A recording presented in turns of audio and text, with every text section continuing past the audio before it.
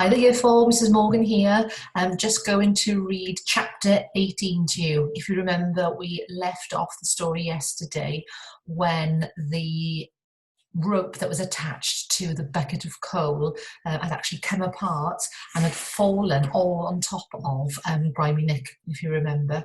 So really, it was that Jim actually saved Grimy Nick's life by warning him that the bucket of coal was about to fall. So we start off chapter 18 with a title that is called You Can Do It, Brother. It was autumn. The procession on the river was headed by a washing tub drawn by 6 geese. Men swam behind it. All the barges and lighters were decorated with flags and flowers and white rags that fluttered like the feathers of swans. Some of the men were being rolled down the river in barrels to hoots of laughter. The banks were lined with watchers, all dressed in bright rags and shiny coats, playing and beating drums. A family of beggars was singing hymns, and the tiny voices of the children piped like birds. It was the miners' pageant, and the Lily drifted along in the procession, freed from work for the day. Nick and his fellows shouted to each other and sang. Drawn up among the watching people were some painted wagons. 2 clowns stood with mournful faces, holding up a green and crimson banner. Juglini's Champion Circus, Nick read out. What's a circus? Jim wanted to ask, but wouldn't. The showman's family came out of their wagon to watch. The man and the woman each carried a child, and older children danced around them. A boy of Jim's age did a handstand and waggled his feet at the barges. Jim waved to him, and the boy dropped down, waved and swung up again. See, the voice in his head said, another brother, Jim. They're all over the place, ain't they? For a time, as the procession sailed past, the circus boy ran alongside the Lily, waving and shouting, Come to the circus! Come to the circus! He shouted, then fell back as the crowd became thicker. Jim cupped his hands around his mouth. I will, he shouted back. They were nearing another village. Jim stood up and strained to keep the boy in sight. He could hear the circus band, the roll of drums, the tooting of trumpets and trombones. He imagined he could still hear the boy's voice.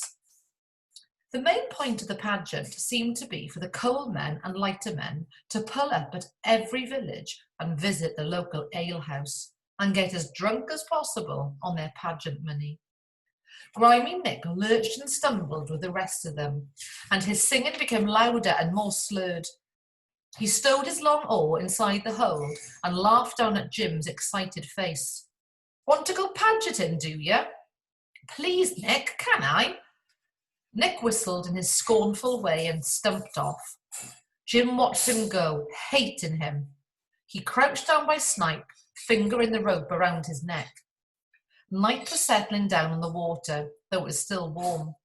Families were gathered on the banks, and children were being called together by their mothers. They eyed him curiously as they went past and whispered to each other, their hands across their mouths. Jim knew they were laughing at him. What are you doing here? The voice in his head asked. Tied up like an animal, eating and sleeping like an animal, no one to talk to. Time you went, time you skipped away, brother, and no mistake. He stood up and Snipe snarled at him. Jim thought about his lucky chance at the workhouse when he had decided to escape with the carpets, how he had leapt at it, how well it had worked. If he had managed that time, he would manage again. His last attempt had been reckless. He had jumped without thinking. He would be mad to think of taking a chance like that again. But this time his thoughts were calm and steady. He wasn't going to leap at anything, but he was going to get away. He knew that for sure. By the time night was out, he knew Grimy Nick would be drunker than he had ever been before. It was Jim's perfect chance. He knew exactly what to do. While he waited, he lowered himself down into the hold and found some big, heavy chunks of coal. He carried them up onto the boards and hid them. Then he found a small, sharp piece. He ran his hand along the edge of it, just right. He laid the boards down across the combings until they covered the hole completely, except for the small hatchboard. Then he took the piece of sharp coal and rubbed it against the rope that was around his neck. It seemed to take hours.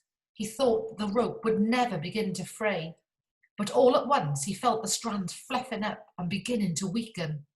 His wrist was aching. If Nick came while he was doing it, he thought, he would just put his head down and pretend to be asleep. It was only a matter of time now. The rope had to give. Bursts of sound erupted on the river and from the village. Jim worked on, scraping and scraping at the rope. It had to give. At last he was through. The last slice of the coal cut his neck as the final strand snapped, but he didn't care. He held the frayed end in his hand and edged up to Snipe, careful not to startle him. The dog opened his yellow eyes and growled. "It's all right, Snipe, it's all right."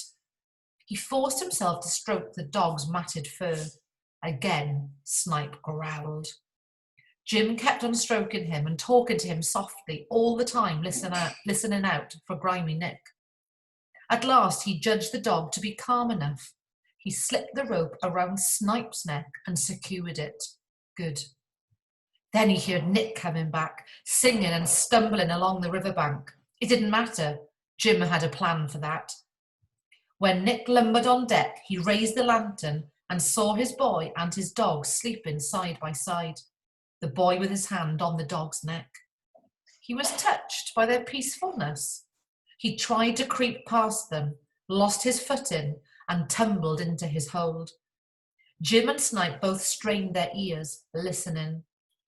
Almost at once, Nick's breathing steadied into a rumbling snore.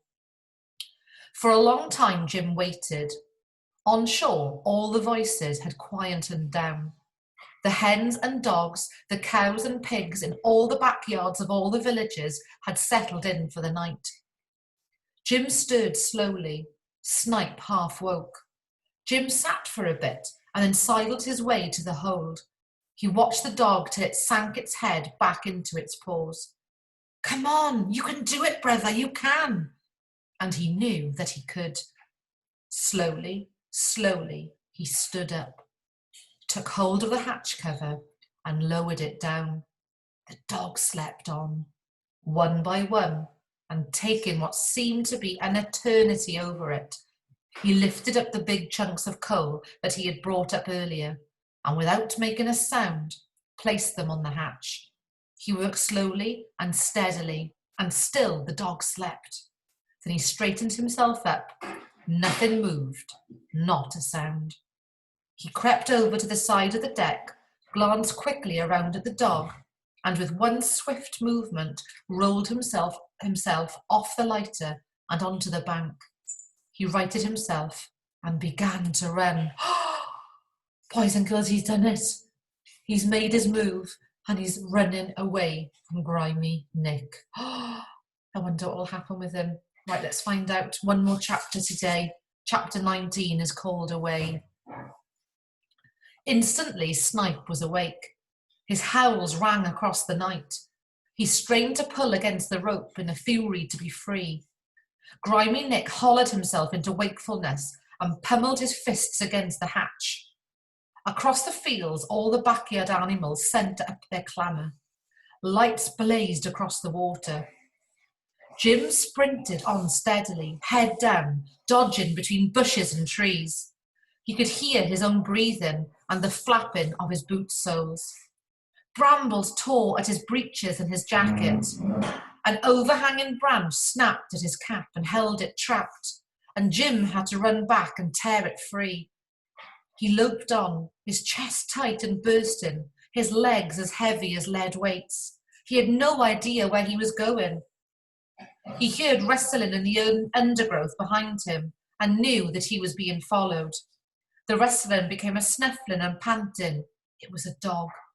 Jim's leg hurt so much now that he could not run any further. In total exhaustion, he flung himself down, head first, covered his face with his hands, and waited for Snipe to spring. He was aware that everything had gone silent again as if the world had sunk back into sleep. At last he made himself turn his head. The dog was not Snipe at all, but a small terrier. He licked Jim's outstretched hand and ran away again through a hedge. There wasn't a sound. If Snipe still howled, he couldn't be heard from here. If Nick still hammered and swore, then the noise he made was lost in the night. What if they're dead, brother? The voice crept into his head. What if old Nick is suffocating down there in the hold? What if Snipe has strangled himself on that rope? He sat up, drenched with cold sweat. What if you've killed them? He trusted himself to stand up. There wasn't a sound. He whistled softly for the dog, who padded back through the hedge to him, ran up and then danced away. He was alone again, and this time it was the silence that made him afraid. He crawled into the hedge, hoping to sleep, but the silence boomed around him. Now you've done it, the little voice whispered. You have left your master, and you have strangled his dog on the rope. You've killed them both, you have. Now you're in for it, Jim. Oh dear, so he's managed to escape. But now he's got thoughts that he has actually managed to hurt or even kill Grimy Nick and the dog. But we'll have to wait till tomorrow to find out exactly what is in store for Jim Jarvis. So tune back in tomorrow, chapter 20, called The Green Caravan. I've got everything crossed for Jim Jarvis, that he finds happiness. Hwyl fawr blwyddyn pedro. I hope you enjoyed the reading today.